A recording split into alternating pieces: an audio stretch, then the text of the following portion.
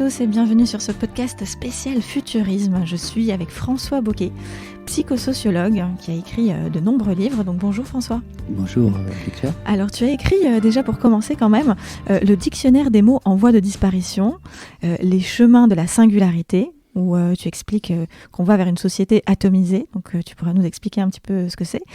Et les mois parallèles, qui décrit la biographie de personnes dans le futur. Alors pour commencer, est-ce que, avant de parler de futur, est-ce qu'il y a une étape primordiale, c'est celle de l'effondrement? Est-ce que ça va vraiment arriver ou est-ce qu'on peut le contourner? C'est pas que ça va arriver, c'est que nous sommes dedans. C'est-à-dire que la société française, et ça tout le monde peut s'en rendre compte, la société mondiale est en pleine transformation, accélérée. Alors il y a une bonne nouvelle derrière cet effondrement, c'est que l'effondrement n'est pas voué à durer éternellement. L'effondrement, ça dure un certain temps, ça permet de passer d'un état à un autre état, un peu comme l'eau qui se solidifie ou la glace qui fond. Alors l'effondrement, tu dis qu'on est en plein dedans, est-ce que c'est depuis la crise Covid ou est-ce que déjà on l'était avant? L'effondrement s'est préparé C'est très difficile de fixer une date de début de l'effondrement, mais on peut considérer que l'accession de Trump il y a 4 ans marque déjà le début d'une crise très significative au niveau politique, économique et social. D'accord. Donc l'effondrement aujourd'hui, on arrive à un petit peu à voir à quoi il ressemble. C'est quoi les prochaines étapes d'après toi? Qu'est-ce qui va se passer dans un futur très proche, dans les mois qui arrivent, les années qui arrivent? Alors le futur c'est long. Donc c'est très différent si on parle d'un futur à quelques mois, à quelques années ou à quelques dizaines d'années. Alors on va dire les quelques mois. Par exemple pour 2021, 2022 ou 2023. Est-ce qu'on peut aller jusqu'à 3 ans? Alors vraisemblablement, on va solder la crise du Covid.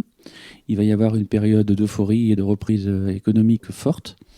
Et en même temps, on va réaliser aussi parallèlement que la société se fracture entre des personnes qui ont su s'adapter au nouveau monde et d'autres qui n'ont pas su s'adapter au nouveau monde. C'est quoi ce nouveau monde? C'est un monde plus technologique, plus complexe, j'allais dire moins relationnel et plus informationnel, auquel tout le monde n'est pas forcément préparé dans un pays comme la France. Alors, est-ce que là, ça ouvre à beaucoup de voies et d'imaginaires? Est-ce que tu peux nous donner un petit exemple sur cette fracture dont tu parles, qui est à la fois technologique et de l'autre côté moins technologique, c'est ça? Ce sont des personnes qui ne sont pas habituées, qui n'ont pas su s'adapter à cette transformation. Pour ceux qui ont su s'adapter, c'est quoi? C'est eux qui ont réussi le pari? C'est ceux qui sont les plus riches de notre société? À quoi vous ressemblez ces personnes? La zone de clivage première risque sans doute d'être le travail. C'est-à-dire que, mine de rien, pendant les confinements, l'intelligence, on s'est beaucoup appuyé sur l'intelligence artificielle et sur les nouvelles technologies. Et on s'est rendu compte qu'en fait, un certain nombre d'emplois pouvaient être remplacés par des machines ou par Internet. Donc, au final, le nombre d'emplois utiles s'est considérablement réduit. Donc, il va y avoir dans le futur plusieurs positions par rapport au travail. Il va y avoir des individus qui vont garder un emploi indiscutablement utile, la catégorie A, une catégorie B de personnes qui vont garder un emploi, mais un emploi protégé, même s'il n'est pas forcément utile. Et puis, il va y avoir une grande catégorie de personnes qui auront du mal à avoir un emploi qui ne soit ni utile ou protégé. D'accord. Et c'est pour eux qu'on peut se faire peut-être un peu de soucis. Est-ce que c'est le cas des artistes, par exemple? En quelle catégorie ils sont? Alors, il y a toujours plusieurs cas. Donc, avec les artistes, c'est pareil. Il y a 3 catégories d'artistes. Il y a les artistes qui sont demandés, qui sont appelés par le marché. Ensuite, il y a les artistes qui bénéficient d'un certain statut qui les protège. Et puis après, il y a les artistes qui ont envie de créer, qui ont envie de s'exprimer, qui ont du talent, mais qui ne sont pas reconnus, malheureusement, à leur juste valeur par le marché et qui ne bénéficient pas d'un statut particulier de protection. C'est pour cela qu'on peut avoir des inquiétudes à court terme. À court terme, oui, on le voit déjà, de toute façon. On le voit déjà. Et alors, tu nous expliques qu'il y a différents niveaux dans la transformation de la société française sur les prochaines années à venir. Il y a un niveau sociétal, économique, au niveau des entreprises, de l'éducation. Commençons déjà par parler de niveau de la société, puisque c'est elle qui est le plus macro. À quoi va ressembler notre société dans 50 ans, par exemple? Alors, derrière la société, il y a plein de notions. On peut en prendre une qui est celle de l'urbanisme, par exemple. Ok. Bon, les, il y a une analogie qui pourrait peut-être nous être utile, c'est l'analogie avec le XVIIIe siècle. Au XVIIIe siècle, on avait déjà eu une société avec plusieurs castes, plusieurs classes sociales, avec les nobles, la bourgeoisie, la paysannerie. Et à cette époque-là, tout le monde n'était pas dans tous les lieux, comme on a pu connaître en France à la fin du XXe siècle. Les nobles étaient dans une sorte de bulle qu'on appelait Versailles, ou éventuellement dans des châteaux, un peu partout, dans les petites bulles ou dans une grosse bulle qui s'appelait Versailles. La paysannerie était, elle, attachée à la terre, à son lieu de travail ou à son lieu de vie. Mais elle n'était pas mobile, très peu mobile, la paysannerie, contrairement à la noblesse qui, elle, passait facilement d'une bulle à l'autre. Et puis il y avait peut-être aussi la bourgeoisie, qui est un entre-deux, qui, elle, se regroupait dans des grands centres, c'est-à-dire des villes. D'accord. Donc, plutôt que parler de société, ce qui est un mot très large, on peut parler d'urbanisme ou du lieu d'habitat. Et on pourrait imaginer, effectivement, dans le futur, des lieux de vie prospère pour humains augmentés, qu'on pourrait appeler des bulles.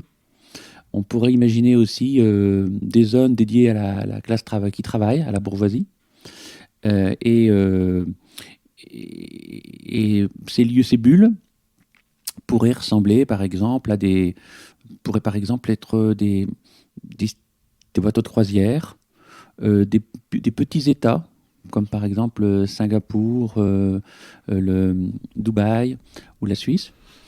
Ces bulles pourront, dans un futur beaucoup plus lointain, peut-être être sur mer, sur des îles, peut-être dans l'espace.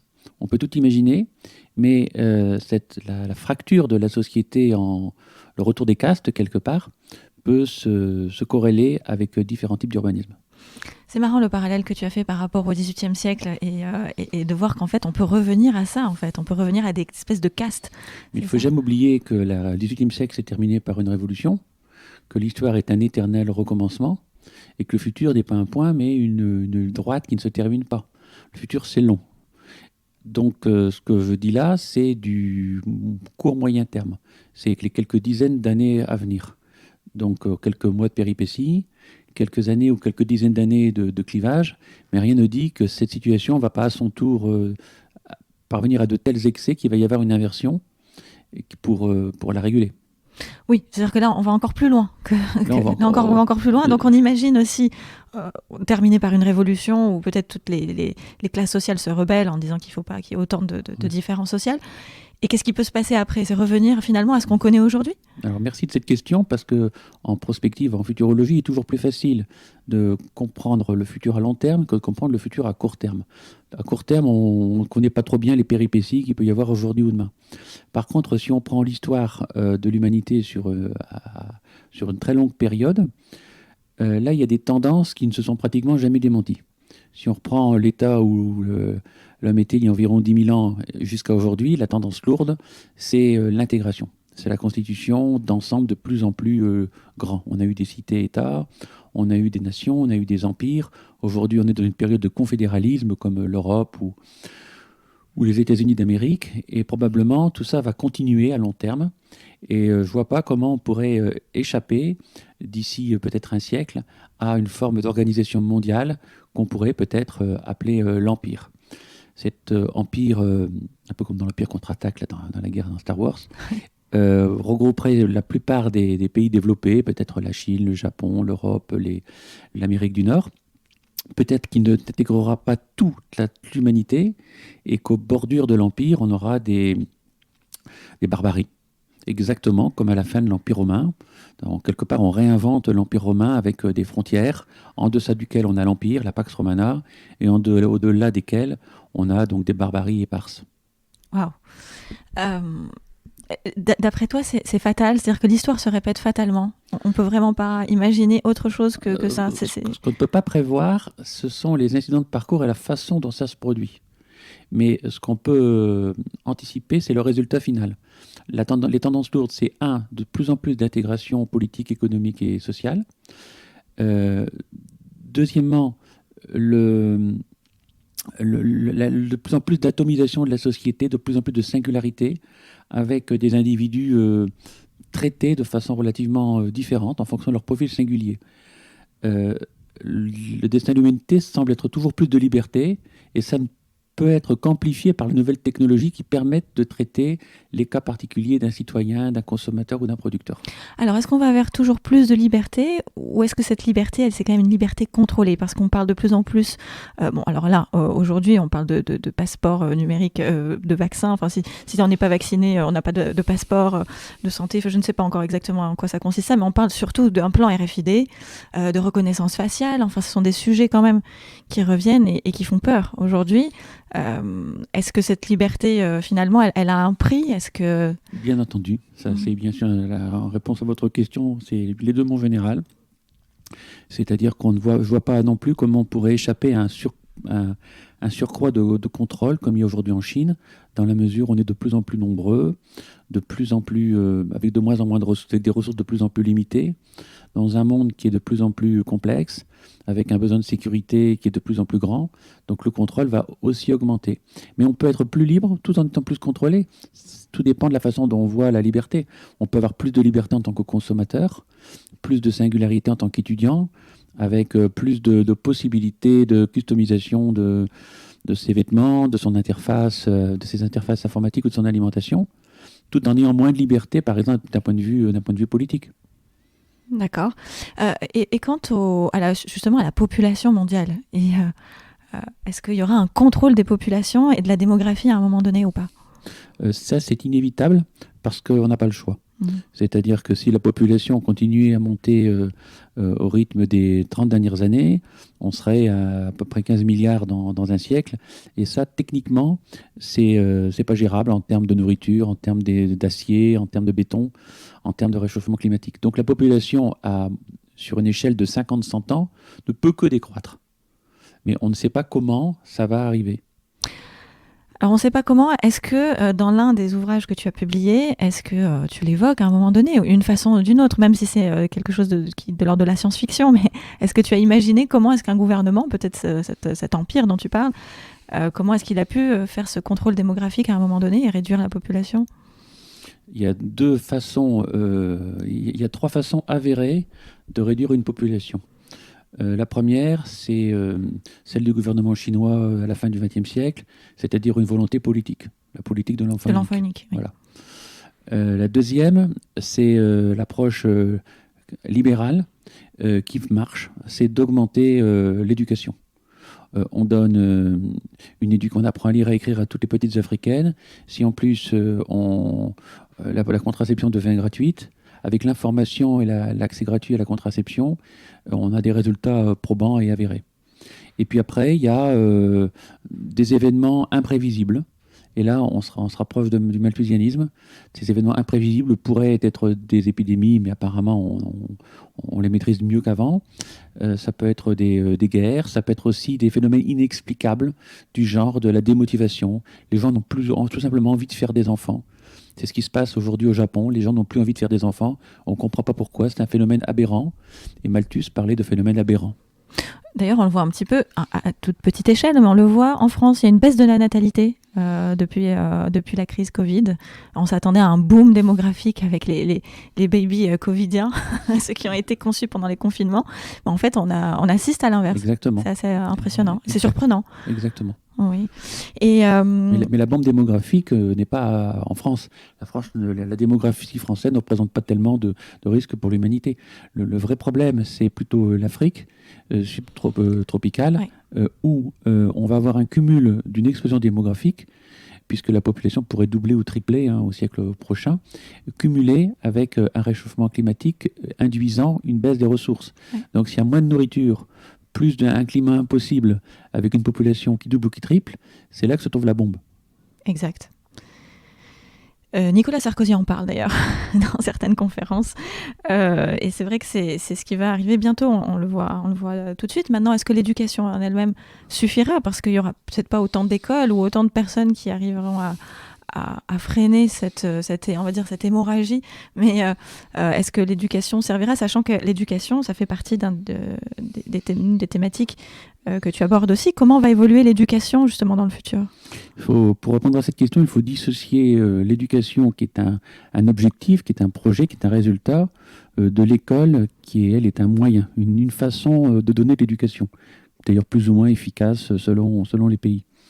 On peut imaginer des formes d'éducation plus rapides, plus efficaces que l'école, qui court-circuitent quelque part l'école, avec des casques à réalité virtuelle, avec un suivi individuel des personnes, avec des méthodes d'auto-évaluation. On peut imaginer d'autres façons, d'autres schémas éducatifs que les schémas que nous connaissons en France aujourd'hui. D'accord, donc c'est pour toi, c'est aussi cette notion de rupture dont tu parlais au début, entre les personnes qui vont s'adapter à la nouvelle technologie et ceux qui n'y arriveront pas. Est-ce que c'est tout l'enseignement et le corps professoral qui va effectivement devoir s'adapter aussi aux nouvelles technologies de l'enseignement?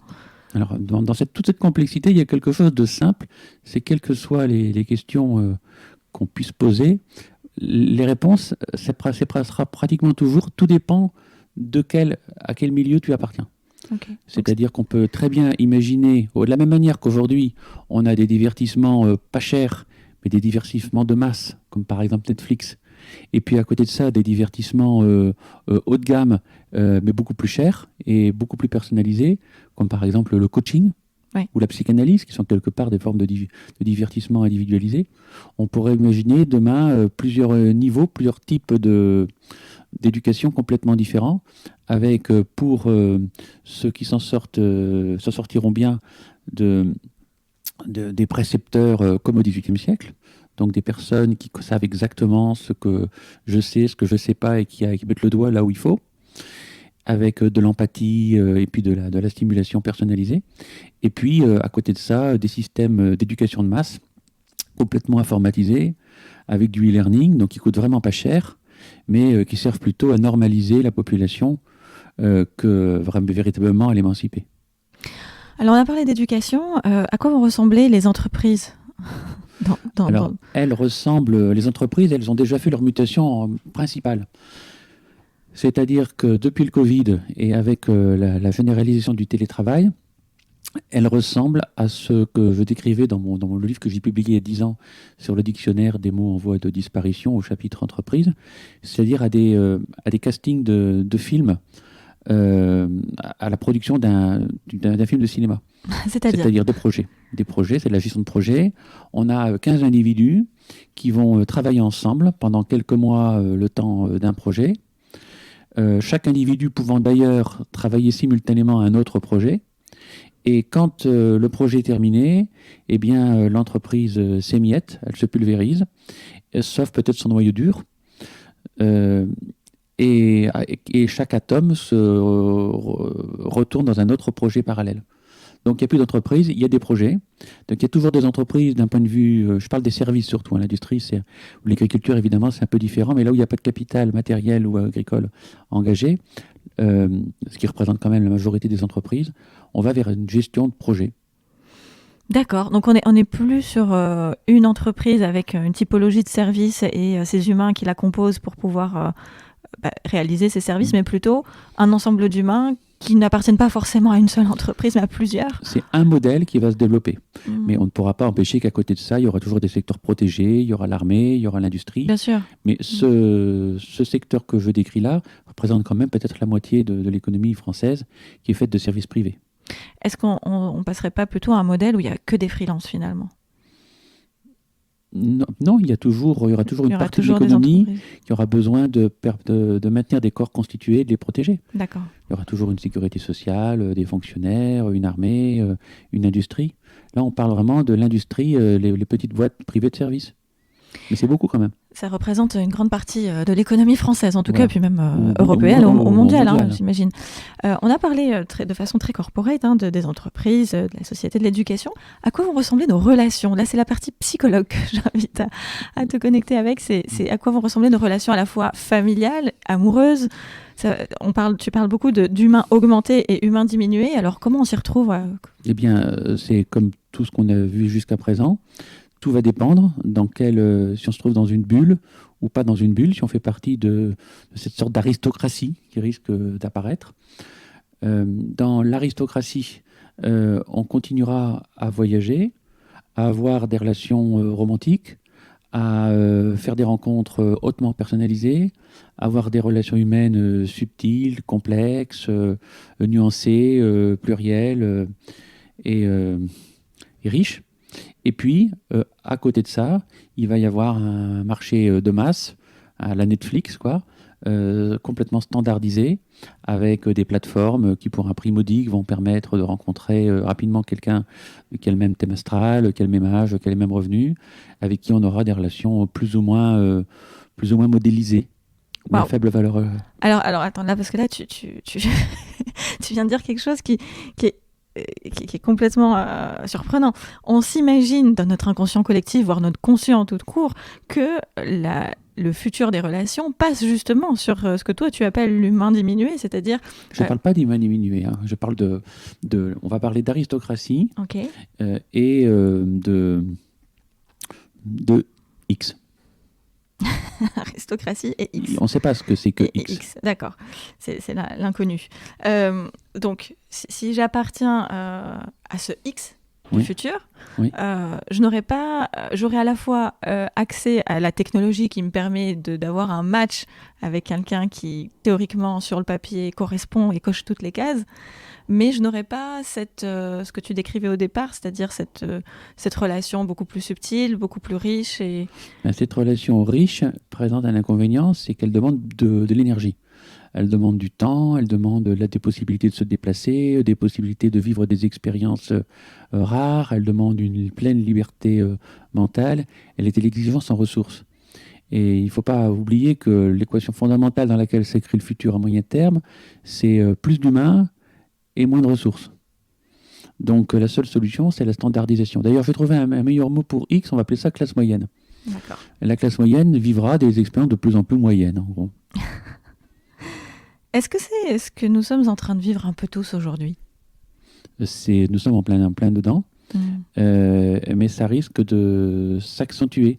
J'ai connu, à la fin du XXe siècle, une époque différente, une époque où chaque individu, qu'il soit de la classe moyenne ou pas, pouvait passer librement d'un pays à un autre pays, pouvait adresser la parole à n'importe qui, pouvait parler de n'importe quoi et dire n'importe quoi sans être censuré.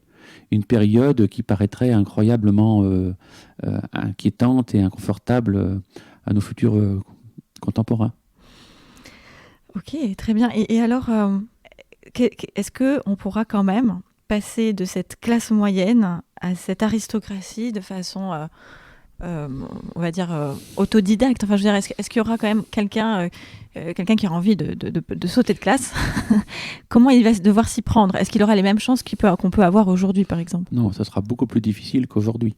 Dans l'Archipel humain, le livre qui est sorti il y a quelques années, là, on explique bien qu'il y a encore 10-20 ans, tous les Français pouvaient se retrouver ensemble à certains endroits.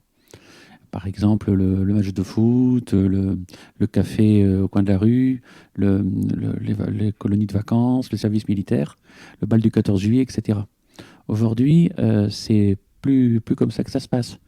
On va au Parc des Princes pour assister à un match de foot, il y a 10 catégories de places, et on a toutes les chances de retrouver quelqu'un de son milieu et de ne pas croiser quelqu'un qui n'est pas de son milieu. Exact. Donc le jouer à saute-mouton d'une classe à l'autre, ce ne sera pas impossible, mais ce sera clairement plus difficile qu'aujourd'hui. C'est déjà d'ailleurs beaucoup plus difficile.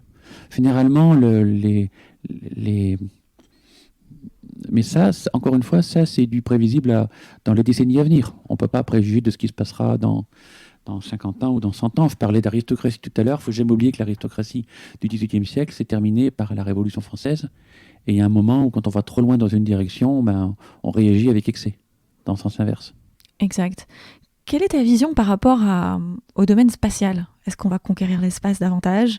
Est-ce qu'on aura une base internationale sur la Lune, sur Mars ? D'après toi, comment...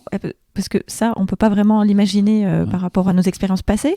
Ou peut-être que si, je me trompe peut-être, mais comment on peut imaginer le futur avec de l'espace supplémentaire ? Alors, avant de se poser la question du comment, il faudrait savoir pourquoi il faudrait aller dans l'espace. Si c'est pour trouver un lieu de vie inhabitable, il n'y a pas tellement d'intérêt à y envoyer des humains. Pourtant, c'est ce qui se passe sur Mars quand même. Envoyer des humains, alors il n'y a pas de pourquoi à migrer dans l'espace si on reste pour un nombre d'humains limité. Quelque part, nous ne sommes qu'une réponse à un environnement, à un écosystème. L'évolution a façonné l'homme en réponse à un écosystème. Nous sommes à la base conçus pour vivre dans un écosystème précis. Pour vivre sur Mars ou sur une autre planète, il faudrait un autre type de vie adaptée. Ceci dit, on peut imaginer dans le long terme que des objets humains aillent à la rencontre de planètes sur Alpha du Centaure, ce qui prendrait un minimum quelques dizaines de milliers d'années. On peut l'imaginer. Est-ce que d'après toi, on aura un contact plus privilégié avec d'autres civilisations dans l'univers ? Il y a deux choses à séparer. C'est l'existence de vie ou de civilisation sur notre planète. La réponse est oui, c'est très probable. Est-ce que cette vie est similaire à la nôtre ? C'est très improbable. Et est-ce qu'il y a un intérêt à échanger avec ? C'est dans un futur de quelques siècles. Ça ne semble utile que dans le cadre de... comment il s'appelle le film ? Donc dans les films de science-fiction. D'accord. Bon, tu sais que personnellement, j'ai une autre vision par rapport à ça, mais c'est intéressant d'avoir la tienne. On a oublié de parler d'une petite chose quand même qui est importante, c'est l'aspect économique. À quoi va ressembler l'économie ? On a parlé d'entreprise, de société, d'éducation, de relations, mais l'économie, à quoi elle va ressembler ? Encore une fois, on va avoir sans doute une économie à deux vitesses. En général, en marketing, il y a une espèce de loi qui semble dire qu'à terme, il n'y a que deux entreprises qui survivent sur un marché, la moins chère et la meilleure. Si on applique cette règle, on va d'une part vers des entreprises prospères parce qu'elles ont une immense capacité de production, centralisée. En gros, le plus gros du marché rafle tout. Ou les deux plus gros du marché se partagent le marché. Et ça, c'est la fin de la PME française et c'est plutôt l'apparition de groupes immenses qui vont remplacer les petites entreprises. C'est ce qui se passe à Paris, là. C'est ce qui risque de se passer à Paris après le confinement, où quand des grandes chaînes se mettent à récupérer les emplacements des petits cafés, des petits restaurants ou des petites boutiques. Bon.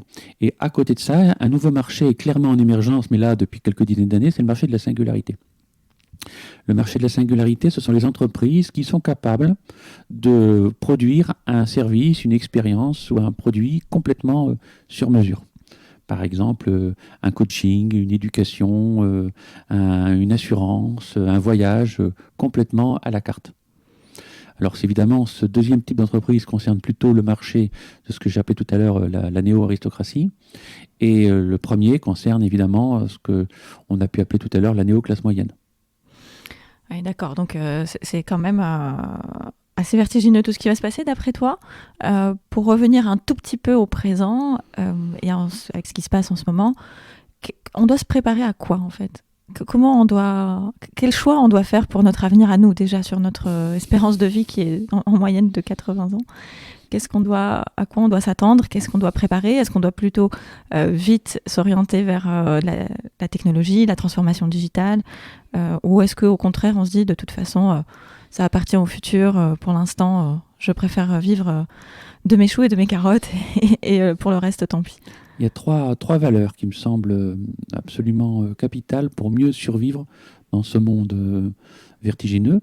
La première, c'est l'agilité. C'est-à-dire la mobilité de comportement dans l'espace, dans le temps. Le fait de savoir préserver suffisamment de liberté de mouvement pour être capable, si c'est nécessaire, de changer de pays, de changer de métier, de changer de milieu social, de changer d'écosystème, d'amis, d'environnement ou de réseau. Donc l'agilité, mobilité. Ça suppose un maximum d'autonomie et de moins en moins de dépendance.